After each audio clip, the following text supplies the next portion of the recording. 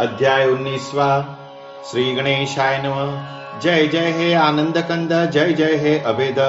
मेरा न मन वही सर्वदा रहे जहाँ हो आपके पद। हे राघव हे रघुपति, प्रसन्न हो ये शीघ्र गति।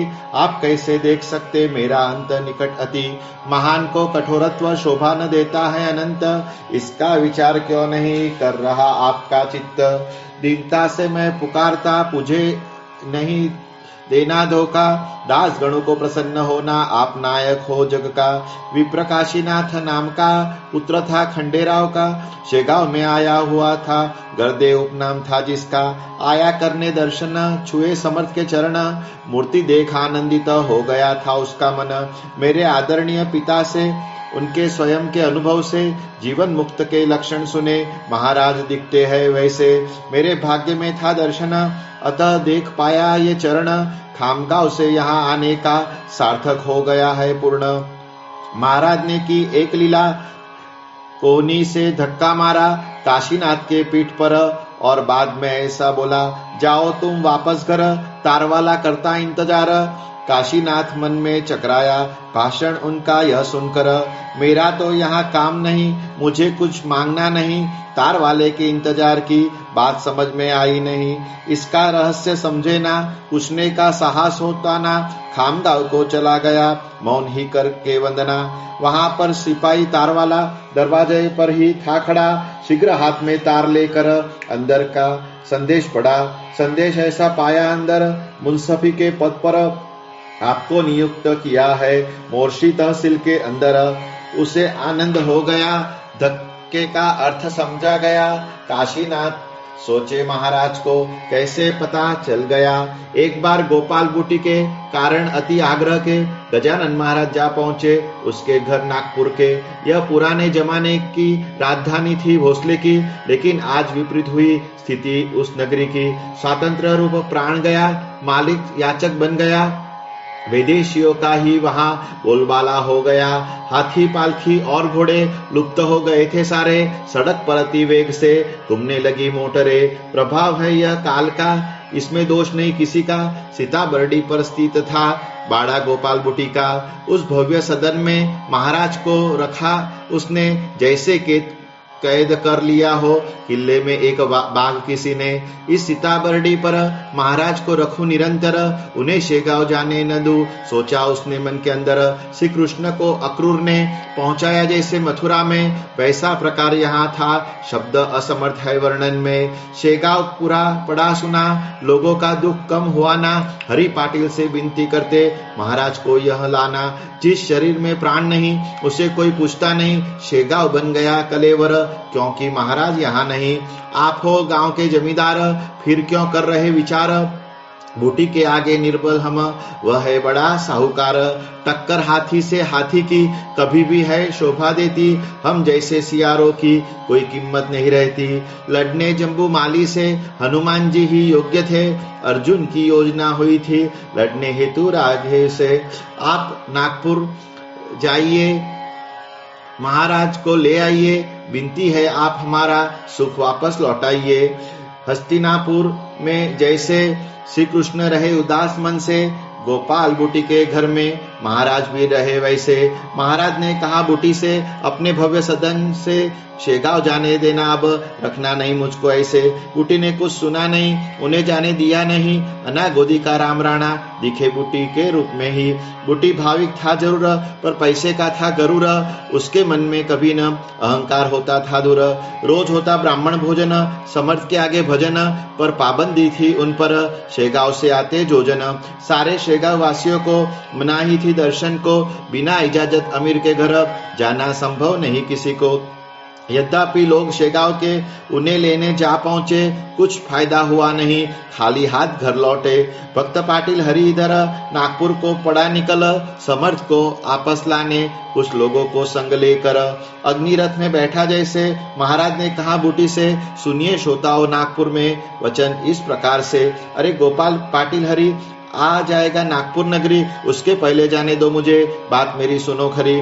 पहुंच जाए वह अगर कहीं, शांति यहाँ रहेगी नहीं। वह ठहरा जमींदार, तुम विचार कुछ करो सही।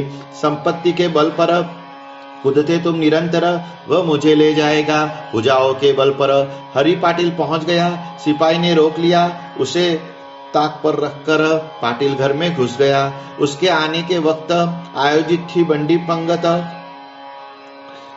पंगत, ब्राह्मण आए थे भोजन को, पंगत की सुनिए रंगत।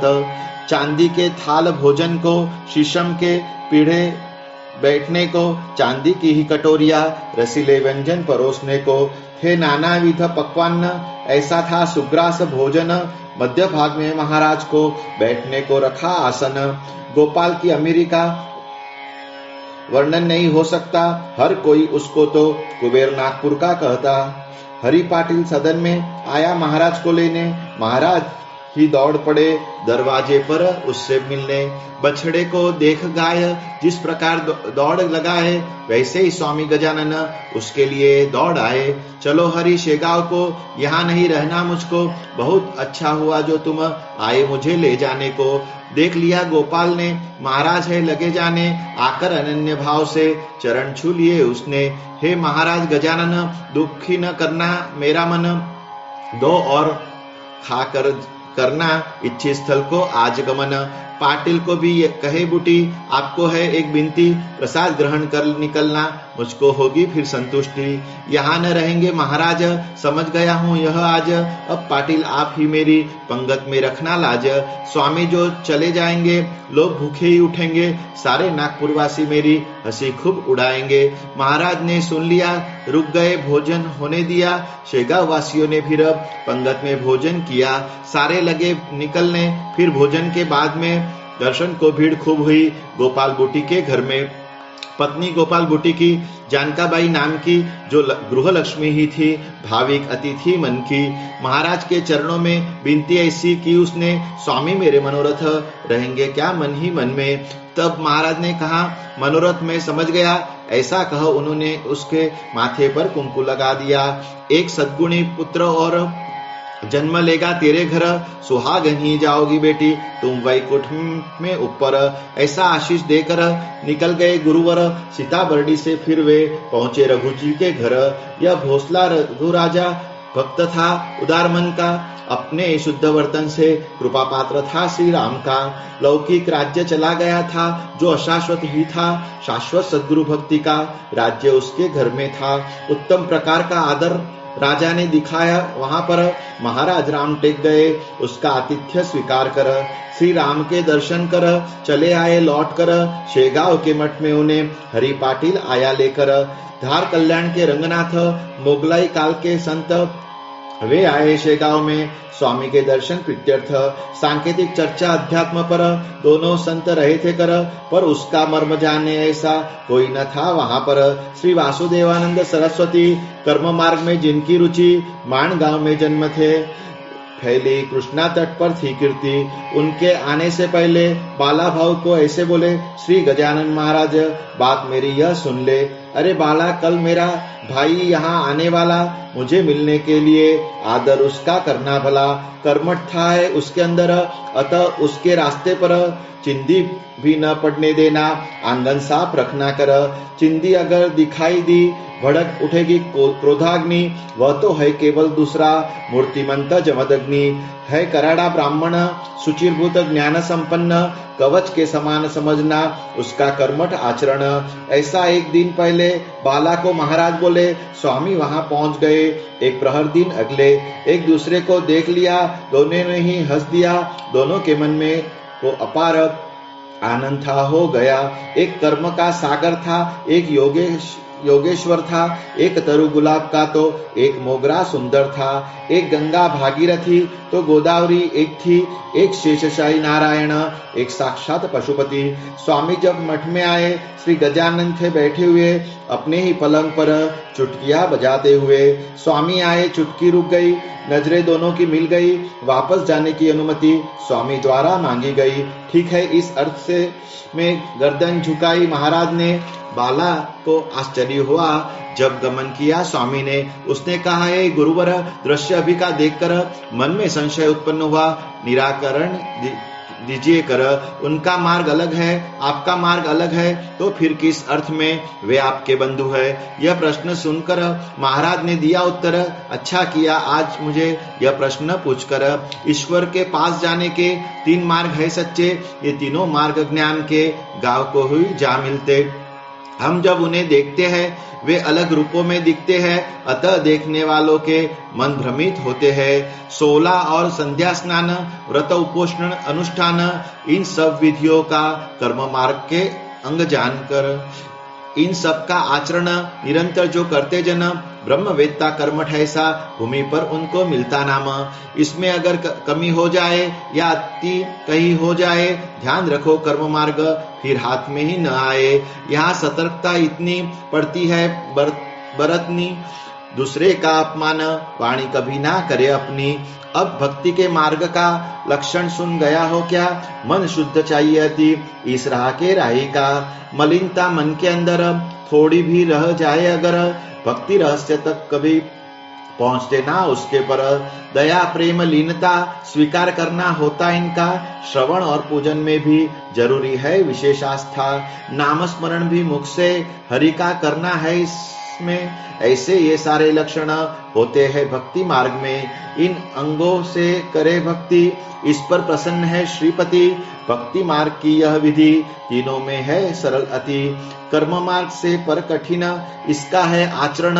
जिस प्रकार नैनों का पास में दिखता है गमन, अब योग मार्ग तीसरा होता कैसा सुन जरा। इन 2 मार्गों से उसका होता है विस्तार बड़ा, पर यह विस्तार सारा सबके पास है धरा। बाहर का कुछ साहित्य इसमें जरूर नहीं जरा, जो कुछ भी ब्रह्मांड में वह सभी है पिंड में। इसी पिंड की सामग्री लेना योग साधन में। आसन रेचक कुंभक इड़ा पिंगला के भेद देख, मनुष्य को समझना होगा धौती मुद्रा ताटक। कुंडलिनी और सुषुम्ना चाहिए इनको जानना, योग करने वाले को अन्यथा योग की प्राप्ति होती ना। तीनों मार्गों की फल प्राप्ति ज्ञान रूप में है होती, ज्ञान सफल होगा तभी प्रेममय होगी जब कृति। जो है कृत्य प्रेम बिना वह तो है अर्थहीन, अतः प्रेम की रक्षा करना तीनों ही मार्गों में इन। काला गोरा बड़ा छोटा कोई कुरूप सुंदर होता, यह फर्क शरीर में है आत्मा में नहीं होता। आत्मा एक सबके अंदर, उसमें नहीं कोई अंतर। ध्यान न देना कभी इस पर, व्यावहारिक शरीर भेद पर।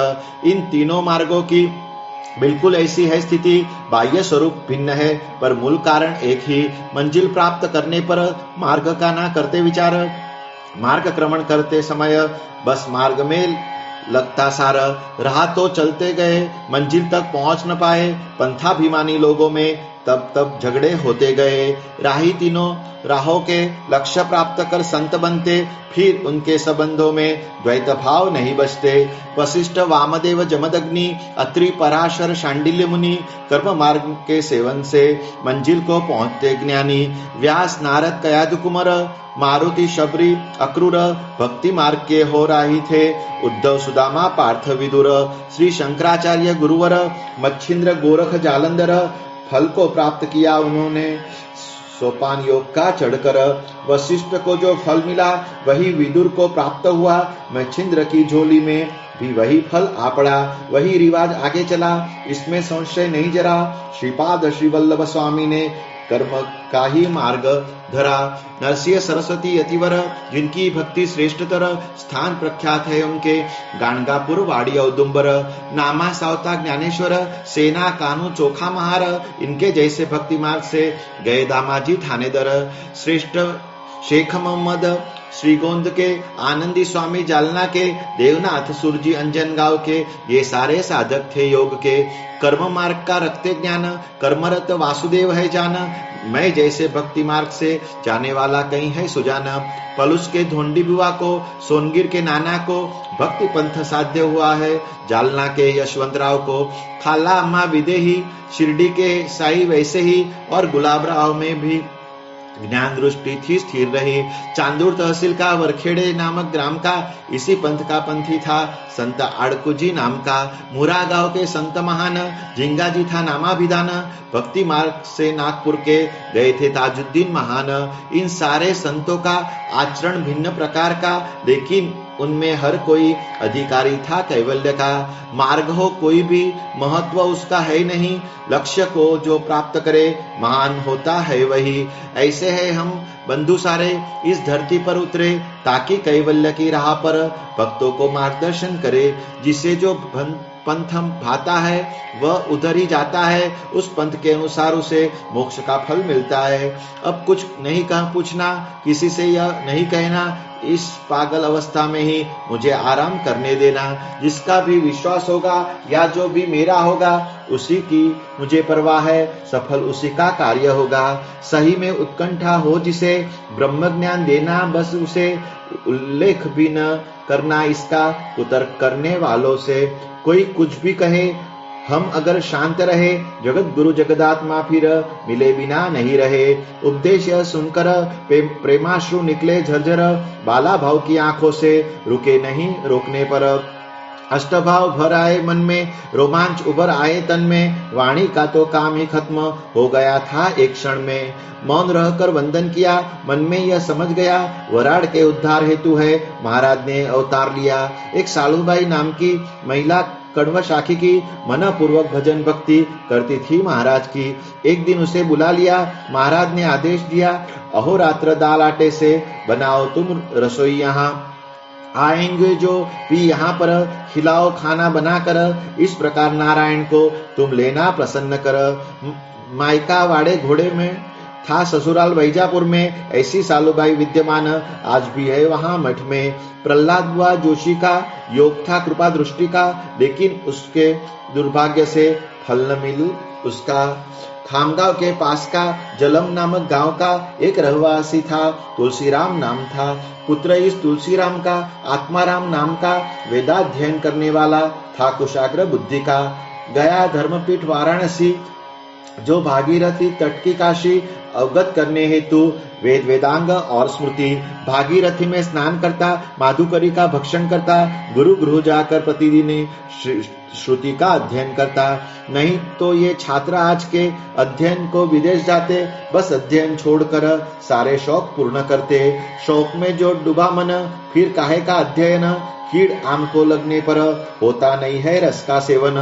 आत्माराम ऐसा न था, विवेक संपन्न सज्जन था। अध्ययन पूर्ण करने पर ही वह लौटा स्वदेश था। वह जब स्वदेश आया, शेगांव को पहुंच गया, श्री गजानन महाराज से सर्वप्रथम मिलने गया। वह वेद विद्या जानता, महाराज थे ज्ञान सहिता। वेद बोलने में कभी आत्माराम गलती करता, उस गलती को बराबर कर देते थे गुरुवर, और उसके साथ में वेद भी गाते थे अक्सर। सुन उनका वेदाध्ययन, तन्मय होते थे विद्वज्जन। हीरे की परख जोहरी करे, कर न सकते सामान्य जन। वह रहने लगा सादर, अंत में वही मठ के अंदर, जैसे मधुमक्खी अन्यत्र जाती नहीं मधु छोड़कर। रोज सेवा के हेतु से आता था वह जलम से, एक दिन भी नहीं भूला, एक निष्ठ था इस प्रकार से। महाराज के बाद में वही तो था मठ में, उनके पुण्य समाधि का पूजन और अर्चन करने। मेहनताना नहीं लिया, मन से सेवा कर्म किया। अंत में महाराज को सर्वस्व ही दान दिया। स्थावर उसकी अल्प थी, एक घर एक जमीन थी, लेकिन वहां गिनती करना ठीक नहीं है कीमत की। श्री राम को शबरी ने बेर देकर किया वश में, शबरी की वही भावना दिखती है इस प्रकार में। स्वामी दत्तात्रेय केदार, दूसरा नारायण जामकर और एक दुधारी बुआ रहते थे केवल दूध पर। ये तीनों भक्तजन, जिनका एक निष्ठ मन समर्थ चरणों में इन्होंने अर्पण किया था तन्मन। मोरगांव भाकरे नाम का गांव बालापुर तहसील का एक वृतांत सुनिए वहां के मारुति पंत पटवारी का। वहां मोरगांव में मारुति के खेत में तिमाजी एक माली था, तत्पर देख रेख में। एक बार उस खले में रात के समय में सोते सोते तिमाजी पहुंचा गहरी नींद में। 2 प्रहर बीत गए, 10-20 गधे आए, खले में घुस पांडे की ज्वारी खाने लग गए। रखवालदार सो गया, गधों को आनंद हो गया। खुश होकर उन्होंने ज्वारी को मुंह लगा दिया। यह पांडे मारुति पंत महाराज का था भक्त, अतः चमत्कार दिखाना था। उनको क्रम प्राप्त क्षण में पहुंचे मोरगांव को आवाज दी तिमाजी को, अरे जल्दी जाग जाओ, गधे खा रहे ज्वारी को। जोर से ऐसा बोलकर तिमाजी को जगाकर अंतर ध्यान हो गए। एक ही क्षण के अंदर तिमाजी शीघ्र उठ बैठे। सामने गधों को देखा, क्या करूं, सहना होगा अब गुस्सा मालिक का। फसल को संभालने को उसने रखा है, मुझको विश्वासघात ही हुआ है आज उसका मेरे हाथों। उसने मुझ पर किया भरोसा, बेफिक्र मैं सोया कैसा। आधी ज्वारी का सत्यानाश गधों ने कर दिया ऐसा। बोलू किस प्रकार से, जाऊं कैसे पास उसके। देखिए तब लोग कितने पक्के थे ईमान के, नहीं तो आज के नौकर नमक हराम बलजोर। मालिक के नफा नुकसान की फिक्र न उन्हें तिल भर। तिमाजी वैसा नहीं था, मन को उसके लग गई चिंता। बोला अभी जाकर सारी बात उसको बता देता। कुछ भी हो मांगनी होगी माफी अपने गलती की, मुझे अवश्य माफ करेगी उदार बुद्धि मारुति की। ऐसा मन में सोचकर सूर्योदय होने पर पंत के पांव पकड़ लिए उसने गांव में पहुंचकर। मेरी निंद्रा के कारण नुकसान हुआ अकारण, 10-20 गधों ने आकर ज्वारी आपकी की भक्षण। नुकसान हुआ कितना आपको चाहिए देखना, मेरे मन को शांति देगा आपका वहां पर चलना। मारुति ने दिया उत्तर, समय नहीं है क्षण भर वहां पर आने को, क्योंकि शेगांव जाना है सत्वर। दर्शन कर सद्गुरु के श्री गजानन महाराज के, कल सुबह सोचूंगा विषय में फसल के। तिमाजी को ऐसा कहा, फिर शेगांव चला गया। 10-11 के समय वह दर्शन को मठ में आया। महाराज थे आसन पर, जगू पाटिल थोड़ी दूरी पर पाटिल के पास बैठा, बाला भाऊ जोड़े कर। मारुति ने किए दर्शन, महाराज बोले हास्यवदन, रात में कितनी तकलीफ हुई मुझे तेरे कारण। तुम मेरे भक्त बनते, मुझे पहरे पर लगा देते, खराटे वाले नौकर रखते, स्वयं निश्चित घर पर सोते। मारुति कल रात को तिमाजी सो गया था, ज्वारी पर कितने गधे टूट पड़े थे खाने को। इसमें वहां आया, तिमाजी को जगा दिया, ज्वारी की रखवाली करना कहकर वापस चला आया। संकेत समझकर सत्वर मारुति ने जोड़े धोकर ऐसे वचन बोला मस्तक चरणों में रखकर, हे गजानन गुरुवर, हमें आपकी ही है आधार। माता के ही सिर पर होता बालक का पूरा भार। हमारा जो कुछ भी है सब आपका ही है, आपके सिवा उस पर हक और किसी का नहीं है। मेरा खेत में मेरी ज्वारी, इनके आप ही अधिकारी। बस व्यवहार निभाने को तिमाजी को दी नौकरी, करते यहाँ से दया घन। ब्रह्मांड का संरक्षण, बालक के लिए तकलीफ माता करती है सहन। आप माता है हूँ बालक, आप खेत के हो संरक्षक। अतः तिमाजी को जगाने गए पहुंचे मोरगांव तक। स्वामी ऐसी निरंतर कृपा करना मुझ पर, तिमाजी को नौकरी से हटा देता अभी जाकर। मारुति ने ऐसा कहा, समर्थ को आश्चर्य हुआ। ध्यान से सुनिए उन्होंने मारुति से क्या कहा। अरे पगले सुन ध्यान से, तिमाजी को नौकरी से हटाना नहीं कभी भी, इसका रहस्य सुन मुझसे। ईमानदार है वह नौकर, गधों को गुस्सा देखकर कितना व्यथित हुआ था समझ गया मैं क्षण के अंदर। आया कहने तेरे पास रात की सारी बात, मन में खूब डर कर दौड़ा आया होने पर प्रभात। तब तूने कहा उसको, जा रहा हूँ शेगांव को, कल सुबह खले में आकर देख लूंगा फसल को। हुआ सुन गुरु के वचन, स्तंभित मारुति का मन, संतों का कर्तृत्व अगाध, महान है श्री गजानन। गधे घुस गए खेत में, बताया नहीं किसी ने, अंतर ज्ञान से ज्ञात किया श्री सद्गुरु मूर्ति ने। शक 1816 में महाराज थे बालापुर में, तब क्या हुआ था आपको बता दो संक्षेप में। वहां सुखलाल बंसीलाल की बैठक थी दुकान की, बैठक के सामने आनंद में बैठी मूर्ति महाराज की। महाराज थे दिगंबर, वस्त्र न था शरीर पर, उन्हें देखकर नमन कर रहे थे भाविक नर। वहां के बाजार का वह प्रमुख रास्ता था, उस रास्ते के एक पुलिस हवालदार जा रहा था। नाम उस हवालदार का नारायण आसरा जी था। समर्थ को देख उसका फिर गया मस्तक था। बोला, जानबूझकर बैठा रास्ते में यह साधु नंगा, इसे अनदेखा न करूंगा, भोंदूगिरी इसका धंधा। ऐसा कहकर पास गया, अनर्गल भाषण किया, शर्म कैसी नहीं तुझे, रास्ते में नंगा बैठ गया, दंड इस गलती का आज तुझे है भुगतना। ऐसा कह महाराज को छड़ी से शुरू किया मारना।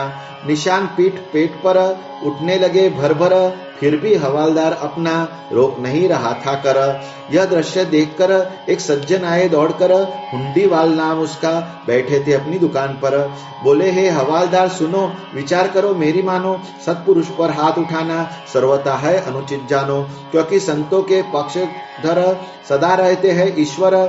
दिख रही नहीं रहे क्या तुम्हें निशान उनके पीठ पर, समीप पहुंचा है अत्यंत इस कृत्य से तुम्हारा अंत। मरना हो तभी मरीज, परहेज तोड़ता है सत्य, वही तुमने आज किया, अनुचित ही कार्य किया। आंखें खोलो, माफी मांगो, बोलो अपराध हो गया। हवालदार बोले, माफी का कारण मुझे नहीं दिखता, कौवे के शाप से कभी जानवर नहीं है मरता। यह नंग धड़ंग यहाँ पर बैठा है जानबूझकर, मुंह से अपनी बड़ी बड़ी बातें बेकार रहा है कर। ऐसे ढोंगी को मारना ईश्वर अगर समझे गुना, तो फिर न्याय के लिए बचेगी ना कोई जगह। आगे चलकर बात यही साबित एकदम सत्य हुई। अपने कर्म से हवालदार की बालापुर में मृत्यु हुई। 15 दिन के अंदर ही की बात, हवालदार के सारे आप्त एक साधु को मारने से मृत्यु को हो गए प्राप्त। अतः इस इंसान ने किसी साधु के सामने वस्तु स्थिति जानने तक सतर्क रहना आचरण में। नगर जिले में संगमनेर प्रवरा नदी के तट पर अवर्णनीय रूप एक गांव था, अति सुंदर। अनंत फंदी नाम का कवि था एक वहां का। अब वृतांत सुनिए सारा वहां के हरि जाखड़ी का। हरि जाखड़ी माध्यंदिर था यजुर्वेदी ब्राह्मण, गांव गांव घूमकर प्राप्त करता था भोजन। आया समर्थ दर्शन करने, घूमते हुए शेगांव में आकर वहीं बैठ गया महाराज के चरणों में। दर्शन को हजारों आते, कोई ब्राह्मण भोजन कराते, कोई मिश्री बांटकर मन्नत की पूर्ति करते। हरि मन में यह सोचता, यह तो है ज्ञान सविता, इन चरणों में आकर भी मुझे वापस है जाना पड़ता, क्योंकि दैव गति बुरी मुझे दिख रही मेरी।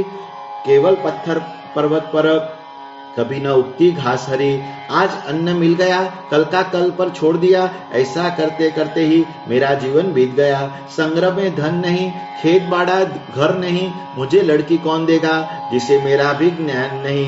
हे स्वामी गजानन सच्चिदानंद दयाघन, संसार सुख की अपेक्षा करता है मेरा मन। मेरी इच्छा पूर्ण कीजिए, संतति का सुख दीजिए, सर्वप्रथम आज्ञाकारी और कुलीन पत्नी दीजिए। सोच रहा था मन के अंदर, उतने में उसके शरीर पर थूक दिया महाराज ने उसकी इच्छा जानकर। हरि जाखड़ी ने इस 52 मांगा मेरे पास, अतः मुझे थूकना पड़ा शरीर पर मूर्ख के आज। संसार पाश से मुक्त होने लोग आते मेरे चरणों में, वही संसार सुख मांगा आकर मेरे पास इसने। रीत कैसी है इस जग की, सबको इच्छा गृहस्थी की, कोई नहीं करता भक्ति सच्चिदानंद श्री हरि की। स्वगत भाषण किया ऐसा, हरि जाखड़ी को देखा तूने अभी अपने ही मन में ही जो जो सोचा, वैसा ही सही होगा। तू पुत्र पौत्र प्राप्त करेगा, थोड़ा बहुत धन भी तेरे पास जमा रहेगा। शांति से गृहस्थी चला, अब घर वापस जा, अरे पगले भूलना नहीं, भगवान को भी भजता जा। ऐसा किया भाषण, प्रसाद रूप में थोड़ा धन हरि को दिया शादी का उसके करने आयोजन।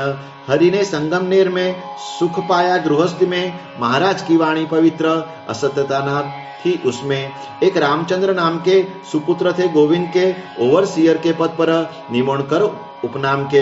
वासुदेव बेंद्रे नाम के सर्वेयर एक साथ थे, वे और निमोण कर मुकना नदी पहुंचे थे। वह मुकना एक नाला सह्याद्री पर्वत से निकला, इगतपुरी तहसील से नासिक है जिसके जिला। वन की शोभा रमणीय है और अवर्णनीय है, हिरण शावकों के लिए निर्भय विचरणीय है। फलभार से तरुवर झुके हुए थे चारों ओर, बाघ लोमड़ी वन्य पशु स्वच्छंद विहार रहते कर। मुकना के पास ही कपिलधारा नाम की एक बड़ी जलधारा एक खाई से निकलती थी। यहाँ हर पावन पर्व को भाविक आते थे स्नान को, आसपास के लोग सारे मानते थे तीर्थ स्थल को। ऐसे ही एक पर्व पर स्नान को आए निमंत्रण कर, योगाभ्यास भी थोड़ा बहुत उन्होंने लिया था कर। उसे पूर्ण करने की मन में बहुत चाह थी। गोसावी वैराग्यों से जानने की कोशिश की, बस केवल नहीं बात सुनी यह कही, तब निमंत्रण करके मन में निराशा सी छा गई। क्या करूं हे जगत पालक, योगाभ्यास का अध्यापक कहाँ पर मिलेगा मुझे, कृपया कीजिए विशद। तो कपिल धारा पर देखा अधिकारी नर, जिसके दोनों ही हाथ पहुंच रहे थे घुटनों पर। ऊंचा कद मुद्रा शांत बैठा हुआ था ध्यानस्थ, निमंत्रण करने किया उसे साष्टांग दंडवत। बहुत समय बीत गया, योगी ने भाषण न किया। सूर्यास्त का समय भी नजदीक ही आ गया। पेट में न अन्न कण भर, घर वहां से बहुत दूर। गोसावी लौटे तुम्बे में, लिए कपिल धारा का नीर। निमंत्रण कर बोले, हे समर्थ क्यों देख रहे हो अंत, जानते हो तो दिखाइए मुझे योग का कृपया पंथ। तब अस्तमान के समय बोले गजानन करुणामय, इसमें काम निकाल लो, यह चित्रपट है मंत्रमय। षोडाक्षरी व मंत्र लिखा हुआ इस पर, वाणी से इसका जप करते रहना निरंतर। थोड़ा बहुत मंत्र प्रभाव से आ जाएगा योग तुम्हें, योग मार्ग अति कठिन है पूर्ण योग में। घोंघा या कश्चित कीड़ा हिमालय पर नहीं चढ़ा, सागर का सीप कीड़ा वह कब मेरु पर्वत पर चढ़ा। बहुत कोशिश करने पर ब्रह्मचर्य संभाल कर 10-5 आसन आ जाएंगे, धौती नौती करने पर। प्रसाद देता हूँ तुझे, कुछ न पूछना मुझसे, यह कहकर एक लाल पत्थर उठाया हाथ से। वह उसको देकर गुप्त हुए गुरुवर, वे ही आगे मिले उन्हें गंगा नदी तट पर। उन्हें देख निमंत्रण कर पहुंच गए दौड़कर, प्रश्न उन्हें ऐसा किया सर रखकर चरणों पर, हे स्वामी योगीराज मुझ पर क्यों हो नाराज, नाम परिचय दिए बिना छोड़ गए मुझे आप। उसको आंखें दिखाकर महाराज ने दिया उत्तर, नाम बता दिया मैंने देकर तुझे लाल पत्थर। गणपति नर्मदा का होता है रक्त वर्ण का, तुझ मूढ़मति को ज्ञान हुआ न इस मर्म का। अतः इस बात में पड़ गया तू सोचने, गजानन है मेरा नाम, रहता हूँ शेगांव में। धुमाल वकील के घर के पास चलना तू मेरे साथ, वहां पर होने वाली है फिर अपनी मुलाकात। ऐसा बोलकर निकल गए, राह में अदृश्य हो गए। असमंजस में निमंत्रण कर उन्हें ढूंढने लगे गए। अंत में थक हार कर पहुंचे धुमाल के घर। स्तंभित हुए महाराज को बरामदे में देखकर, मौन रहकर किया वंदन। धुमाल को सब किया कथन, कपिल धारा से अब तक जो घटा हर क्षण। धुमाल का खुश हुआ अति, बात यह सुन उनकी, बोला योगीराज को है कभी किस बात की कमी, किस बात की संशय को नहीं स्थान है। वे शक्ति की खान है, सार्वभौमत्व से भी पद उनका महान है। दिया हुआ लाल पत्थर रखकर एक पीढ़े पर, पूजन अर्चन उसका करो सद्भाव से निरंतर। लगो योगाभ्यास करने सादर पत्थर के सामने, उसकी कृपा से कुछ न कुछ आएगा योग समझ में। भाषण यह हुआ सत्य, योगाभ्यास थोड़ा बहुत महाराज की कृपा से फिर निमंत्रण को हुआ ज्ञात। एक निवासी शेगांव का तुकाराम कोकाटे नाम का, उसकी संतति जन्मते ही रास्ता पकड़ती स्वर्ग का। तुकाराम मन्नत मांगे अतः समर्थ के आगे, अगर दीर्घायुष्य संतान महाराज आप मुझे दोगे, उनमें से एक पुत्र को अर्पण करूंगा आपको। महाराज ने पूर्ण किया उसके मनोरथ को। हुई 2-3 पुत्रों की प्राप्ति, मन्नत की पर हुई विस्मृति, क्योंकि मोहित कर रही थी तुकाराम को संतति। नारायण बड़ा हुआ हो गया व्याधिग्रस्त, औषधि असर करे नहीं, तुकाराम था चिंताग्रस्त। नब्ज बंद हो गई, दृष्टि स्थिर हो गई, छाती में बस थोड़ी सी धड़कन बाकी रह गई। देख उसकी यह स्थिति, तुकाराम को ही स्मृति, संतान हेतु महाराज को उसने जो की थी विनती। वह बोला, हे गुरुवर पुत्र मेरा बचा अगर, अर्पण करूंगा आपको सेवा करने निरंतर। ऐसा वचनबंद होते ही नब्ज ठिकाने आई, बालक ने खोली आंखें, दृष्टि सजीव हो गई। तुकाराम ने अपना पुत्र व्याधि मुक्त होने पर अपनी मन्नत पूरी करने ने लाकर छोड़ा मठ पर। वह नारायण आज तक है उस स्थान पर, मन्नत किसी ने भूलना नहीं, एक बार मानकर। यही सत्य साबित करने जीवित है वह मठ में, संत चरित उपन्यास नहीं, सबको समझाए शेगांव में। अस्तु। आषाढ़ मास में महाराज पहुंचे पंढरपुर में श्री विठ्ठल से मिलने, हरि पाटिल के साथ में। श्री विठ्ठल श्रद्धेय है, सब संतों के ध्येय है, कमल नाभ कल्पतरु सर्वेश्वर वंदनीय है। जो जगतपति जगदाधार, जिनके गुण गाते वेद अपार, संतों के हृदय में बसते रुक्मिणीपति व तारणहर।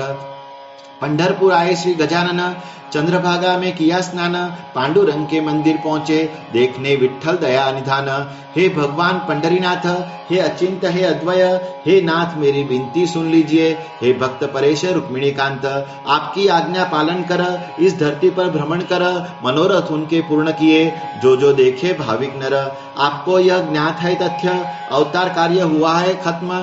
हे पुंडलिक, हे वरद विठ्ठल, लौटने का दीजिए हुक्म। हे देव, भाद्रपद मास में वैकुंठ में आपके पास में आकर अक्षय इन चरणों में करना चाहता निवास में।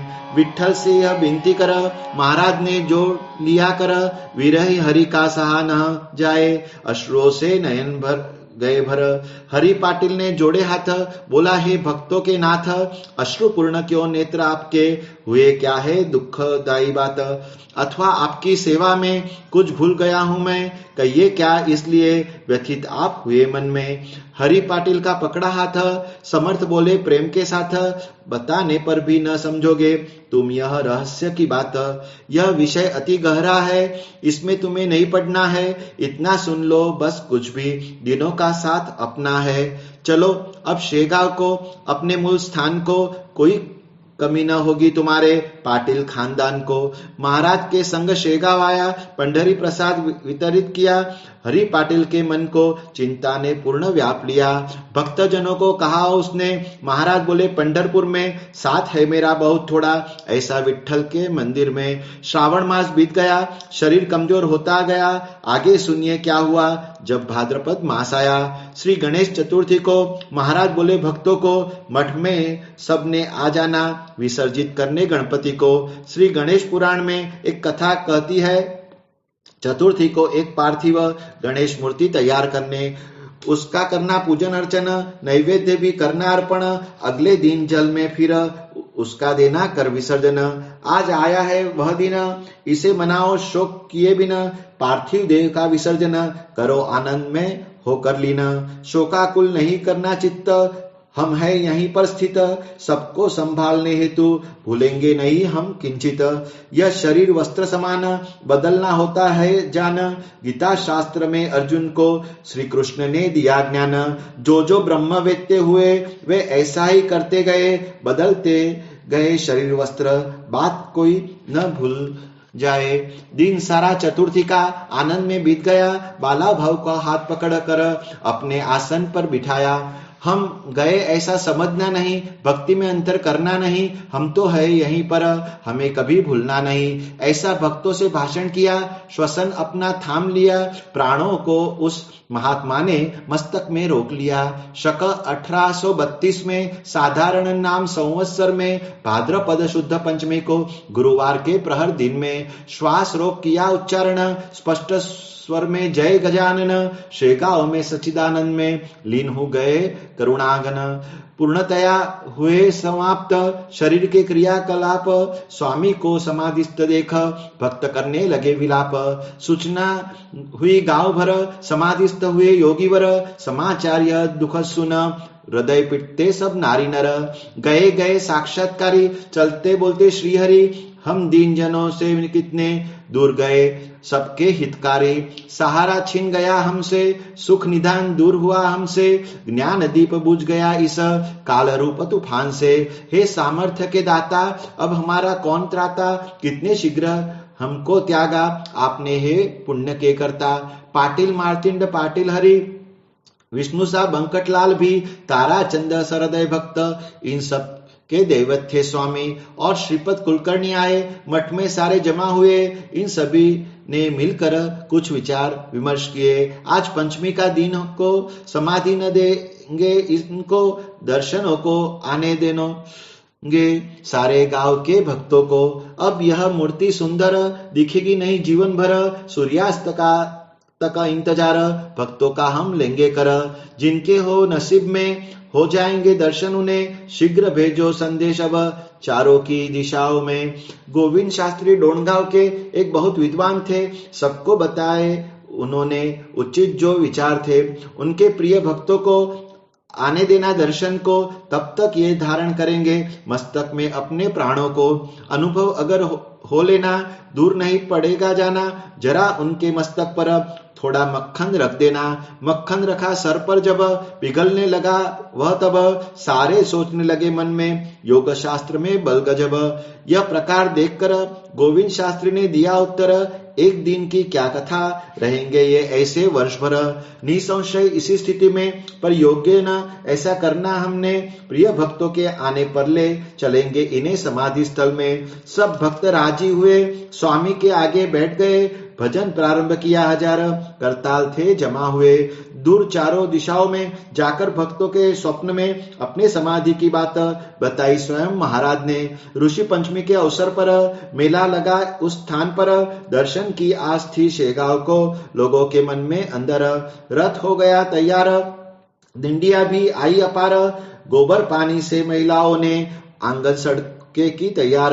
सुंदर सी रंगोली बना रही थी हर नारी, शेगांव प्रकाशित हो गया मानो दीपोत्सव की बारी। मूर्ति रखी थी रथ में, शोभा यात्रा आनंद में निकली, उसका वर्णन हो नहीं सकता शब्दों में। वाद्यों के कई प्रकार, डिंडिया की लगी कतार, श्री विठ्ठल के नाम का चारों तरफ था उच्चार।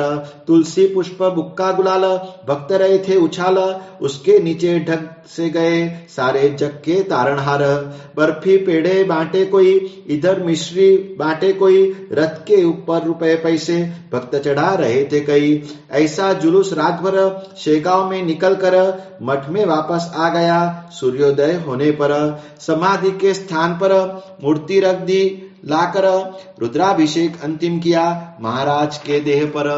पंचोपचार पूजा हुई, आरती भी उतारी गई, गजानन के नाम की उच्चारणा की गई। है औलिया गजानन, नरदेधारी नारायण, परात्पर जगतपते, अविनाश रूप आनंद घन।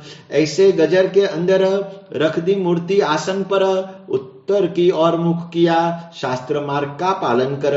उनका अंतिम दर्शन लेने लगे भक्तजन, मुख से गजर करने लगे जय जय स्वामी गजानन।